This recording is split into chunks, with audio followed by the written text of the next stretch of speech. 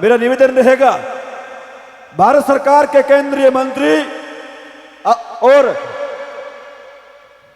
आप और हम सब का हिंदुस्तान की उस महान पंचायत मेंबर ऑफ पार्लियामेंट में लगातार तीसरी बार प्रतिनिधित्व करने वाले अर्जुन राम जी मेघवाल साहब, जोरदार ताली से स्वागत, सम्मान, अभिनंदन माइक्रोफोन पर।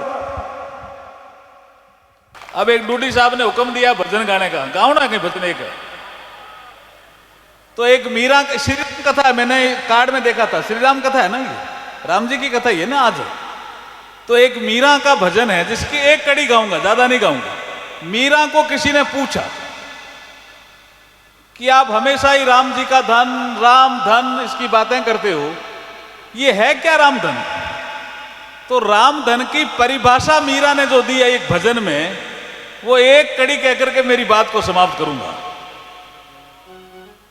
डूडी साहब, ये भजन गाना ये कोई अवगुण नहीं है। मैं लोकसभा में भी इसी तार्किक ढंग से बोल सकता हूं, और कोई बीकानेर संसदीय क्षेत्र का काम कराने में भी पूरी क्षमता रखता हूं। तो ये अवगुण तो है ही नहीं भजन गाना, ये तो गुण है।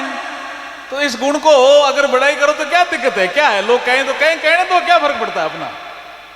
भजन गाना, हाँ अगर मैं दारू पीऊं, कोई और गड़बड़ काम करूं, तब तो आप कहो भाई ये क्या कर रहे हो आप। भजन गाना कोई खराब काम है क्या? क्या आप मान रहे हो कि नहीं मानो? ठीक है ना, भजन गाना तो कोई बुरा नहीं है। मीरा को पूछा कि राम धन बहुत बात करते हो आप, इसकी क्या परिभाषा है? तो मीरा ने उत्तर दिया, उस एक कड़ी के साथ मैं गा करके बताने की कोशिश करूंगा। मीरा ने कहा, पायो जी मैंने राम रतन धन पायो जी मैंने राम रतन राम रतन राम रतन धन रे। राम रतन धन राम रतन धन रे। राम रतन धन पायो पायो जी मैंने राम रतन धन। कैसा धन है? खर्चा नहीं खूटे इने जोर नहीं लूटे रे। ये परिभाषा दी है मीरा ने राम धन की। खर्चा नहीं खूटे इने जोर नहीं लूटे रे। खर्चा नहीं खूटे इने जोर नहीं लूटे रे। और तो दिन दिन बढ़ते सवाय पायो जी मैंने राम रतन धन पायो पायो जी मैंने राम रतन धन। बोले श्री रामचंद्र की। कहीं पहला बता देते हैं ना, तो दोनों ही बातें कर देते हैं। 5-7 मिनट में करना, बाद में तो ओम जी के सुनना है ना भजन। ओम जी तो आए हुए हैं ना, ओम जी की पूरी टीम आई हुई है ना, ये वेट भी कर रहे हैं। गुरुदेव भी बैठे हैं, ता तो गौशाला में दोबारा तन भागवत करनी पड़ी, मन लागे। आज के हमारे कार्यक्रम में पधारे हुए ओम जी और उनके साथ आए हुए सभी कलाकार बंधु, हमारे संतगण,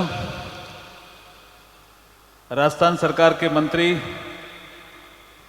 आदरणीय भंवर सिंह जी भाटी साहब, हमारे रामेश्वर जी डूडी जो पूर्व नेता प्रतिपक्ष राजस्थान विधानसभा, पूर्व एमपी भी, पूर्व जिला प्रमुख भी, और अभी आपने सामाजिक सुधार के नाते इनको सुना, काफ़ी सामाजिक सुधार की काफ़ी बातें इन्होंने कही। और यहाँ गौशाला के 2 भाग हैं, उनको भी एक करने की बात इन्होंने कही, वो भी सामाजिक सुधार का ही पार्ट है। सोशल रिफॉर्मर के नाते आप बोल रहे थे। हमारे विधानसभा में आदरणीय सुमित जी गोदारा, आदरणीय बिहारी जी बिश्नोई, हमारे प्रधान प्रतिनिधि, हमारे पांचों के प्रधान, पूर्व प्रधान, कोलायत के प्रधान सेठिया जी, सम्मानित मंच और हमारे सरपंच साहब रुक जी। देखिए, मैं एक बात तो आपको कहना चाहता हूं कि हमारे जो जेसी मजूमदार साहब बैठे हैं, प्रोजेक्ट हेड एनएलसी के, इनके 5 प्रोजेक्ट है जहां तक मैं समझ पा रहा हूं, आपके प्लांट पूरे देश में है। तो जैसे डूडी साहब ने कहा या भंवर सिंह जी भाटी साहब ने कहा या सुमित जी ने कहा या बिहारी जी ने कहा, आप अपना सीएसआर फंड 5 में बराबर बांटो, जिससे किसी को भी ये नहीं हो कि एक जगह आप ज़्यादा लगा रहे हो। अगर ज़रूरत पड़ी तो आपके चेयरमैन साहब से, राकेश जी से हम बात करेंगे। और ये रेगिस्तान का एरिया है, इसलिए यहाँ ज़्यादा दो, ये एक विषय रहना चाहिए, क्योंकि वहाँ हो सकता है डेवलप्ड है, कोई कानपुर में एक प्लांट आपका मैंने देखा है, एक आपका नेवली में खुद में ही है, ऐसे आपके 5 प्लांट हैं। दूसरा, आपका एक माइंस की पॉलिसी है जिसके तहत आप गौशाला बना सकते हो। आपका एक पूरा प्रोजेक्ट ही है। जो श्री श्री 108 बेंगलोर में जो गौशाला बनी है, वो तो सारी एनएलसी नहीं बनाई है। तो ऐसी बढ़िया गौशाला यहाँ क्यों नहीं बना दो? आज तो ओम जी आए हुए हैं, ऐसी बढ़िया गौशाला बनाइए, ऐसा कोई सिस्टम बनाइए। और मैं बात करूंगा आपके चेयरमैन साहब से, कोई डीपीआर बना सकता है क्या? डिटेल प्रोजेक्ट रिपोर्ट, गौशाला में क्या क्या चाहिए, गोडावन चाहिए आपको, गाय के लिए जो चारा है वो चाहिए, सही है क्या क्या, खेली चाहिए, ऐसी डीपीआर जिसको बोलते हैं डिटेल प्रोजेक्ट रिपोर्ट, वो बना के लाओ। आप बना दोगे, आपकी ये गौशाला रजिस्टर्ड है, रजिस्टर्ड है, ऑडिट हो गई, साथ में ऑडिट की कॉपी लगाओ।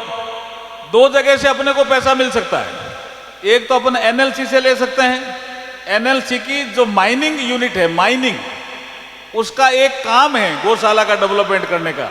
मैंने चेन्नई में आपका प्रेजेंटेशन देखा है, उसमें है ये, और आपने श्री श्री 108 को दिया भी है। तो वहाँ जो गिर की गायें हैं वो भी आपके एनएलसी से दी हुई है। तो यहाँ क्यों नहीं दे सकते अपन बरसिंहसर में? यहाँ बरसिंहसर में भी दी जा सकती है। तो आप प्रोजेक्ट रिपोर्ट बनाइए, उसके 3 साल की ऑडिट रिपोर्ट चाहिए, उसके बिना होगा नहीं ध्यान है। तो शिव जी 3 साल हुआ कौन गई अप्रैल में, तो 3 साल की ऑडिट रिपोर्ट चाहिए। 3 साल की ऑडिट रिपोर्ट आने पे नहीं, एनएलसी वाले में भी 3 साल की चाहिए। एक हमारे पास एक और ऑर्गेनाइजेशन है भारत सरकार का, एनिमल वेलफेयर बोर्ड, पशु कल्याण बोर्ड, वो भी पैसा देता है जी, वो भी पैसा देता है। तो वो पैसा जैसे और जो पशु होते हैं उनके लिए देने के बजाय गाय के लिए ज्यादा दे तो ज्यादा बेटर है। वो काम करेंगे हम जी, वो भी पैसा देता है।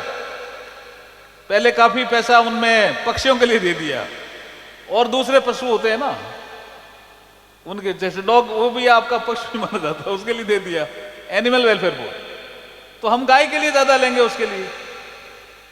तो ये पैसे की तो कमी नहीं आने देंगे। घोषणा का विषय आप चाहो, आप डीपीआर बनाओ, चाहो जितने बनाओ, लाएंगे एनएलसी से पैसा। क्यों मजूमदार साहब, एग्री हो ना? क्या 5-10 लाख की बात करो, यहां तो बात बहुत बड़ी करो, जो रुक जी कह रहे थे उस तरह की बात करो। करेंगे करेंगे साहब, है हमारे पास एनिमल वेलफेयर बोर्ड है, और माइंस आपकी भी तो है। आपका एक तो ये पावर का प्रोजेक्ट है, एक आपका माइंस है। गुमान सिंह जी, आप मुझे याद दिलाना, अपन बीकानेर में भी कुछ पैसे लेंगे। माइनिंग इनकी यहां भी होती है जी, कोयला नहीं है क्या यहाँ आपका? आपकी माइनिंग यहाँ भी है। तो जैसे आपने बेंगलोर में श्री श्री 108 से कांटेक्ट किया, ऐसा ही कांटेक्ट बरसिंहसर में करके इनकी गौशाला का विकास करो। ये हमारा आज का एक विषय है। ठीक है ओम जी, अब आपका सही हो गया, आपका काम भी ठीक हो जाएगा है। आप नहीं, आप, मैंने सुना है कि आप गायों के लिए ही काम करते हो और निस्वार्थ भाव से करते हो, इसलिए ओम जी के लिए भी ताली बजा के अपने को स्वागत करना चाहिए।